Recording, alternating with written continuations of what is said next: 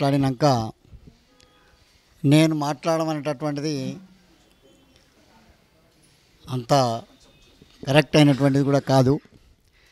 ఎందుకంటే ఒక నడుస్తున్న లైబ్రరీ, ఒక బాధపడుతున్నటువంటి ఆవేదనతో ఉన్నటువంటిది ఇటువంటి పెద్ద పెద్ద వాళ్ళు కూడా చూసినాక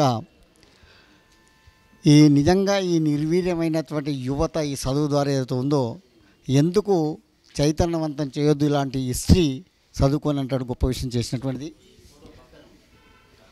ముఖ్యంగా అన్నిటికన్నా సంగోలి రాయన్న సార్ చెప్తూ ఉంటే మొదటి గెరిల్లా యోధుడు, అన్నిటికన్నా ముఖ్యంగా తన 32 సంవత్సరాల అల్ప జీవిత కాలంలోనే తనకంటూ ఈ దేశంలో ఒక చరిత్ర ఉంది అని చరిత్రను రాసుకొని బ్రిటిష్ వారిని ఎదిరించినటువంటి వ్యక్తి నిజంగా స్ఫూర్తిదాయకమైనటువంటిది. అందుకే నేను అప్పుడప్పుడు చెప్తూ ఉంటాను, వెళ్ళగలుగుతాను. జనరల్గా వ్యక్తులు 2 రకాలుగా జీవిస్తూ ఉంటారు. ఆశల కోసం కొందరు జీవిస్తే ఆశయాల కోసం కొందరు జీవిస్తారు.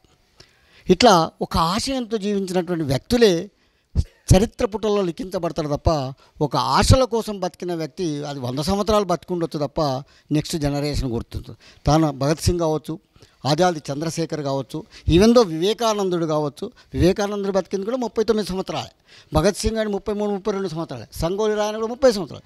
ఎన్ని సంవత్సరాలు బ్రతికామనేది కాదు, ఎలా బ్రతికామనేది ఎప్పుడైతే మన పొలిటికల్ చెప్తున్నాం. నిజంగా అలా గనక చేస్తూ ఉంటే తప్పకుండా సార్ చెప్పినట్టుగా వీళ్ళ చరిత్రను వెలికి తీసి పాఠ్యాంశాల్లో చేర్చడంతో పాటు వస్తున్న యువతకు కనుక ఈ పాఠాలు కనుక మనం నేర్పకపోతే ఇంకా బానిసత్వాన్ని కంటిన్యూ చేసినటువంటి వాళ్ళమే అవుతాం తప్ప ఒక చైతన్యాన్ని రుద్దినటువంటి వాళ్ళం కాదు. కనుక ఎంత చైతన్యము రావడం అనేటటువంటిది అవుతుంది. ఇక్కడ చైతన్యం అనేది ప్రశ్నించేది అవసరమే, కానీ ఎలా ప్రశ్నిస్తున్నాం అనేది కూడా ఒక వస్తాం.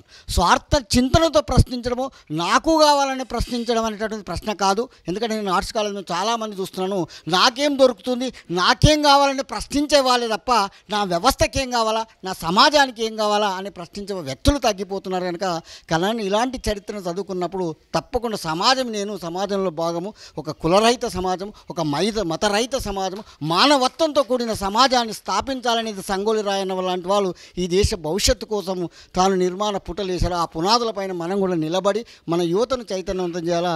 రెడ్డి గారు చాలా చక్కటి చేశారు. నిజంగా అందులో భాగస్వాములు అయితే 22 పేజీలు కావచ్చు, 10 పేజీలు కావచ్చు, కానీ అది కనుక ఇచ్చి మనం చదివితే తప్పకుండా మీరు అనుకున్న చైతన్యం వస్తుంది, మీరు అనుకున్న సమసమాజం వస్తుంది, వసుదైక కుటుంబం తప్పకుండా ఏర్పడుతుందనే నమ్మకంతో ఈ కార్యక్రమాన్ని ఏర్పాటు చేసినటువంటి మా కౌన్సి కానీ మీకు ఇంత బాగా అటెండ్ అయినట్టు మీకు అందరికీ నన్ను పిలిచినందుకు ఐఎమ్ రియల్లీ కృతజ్ఞుని అని చెప్పుకుంటూ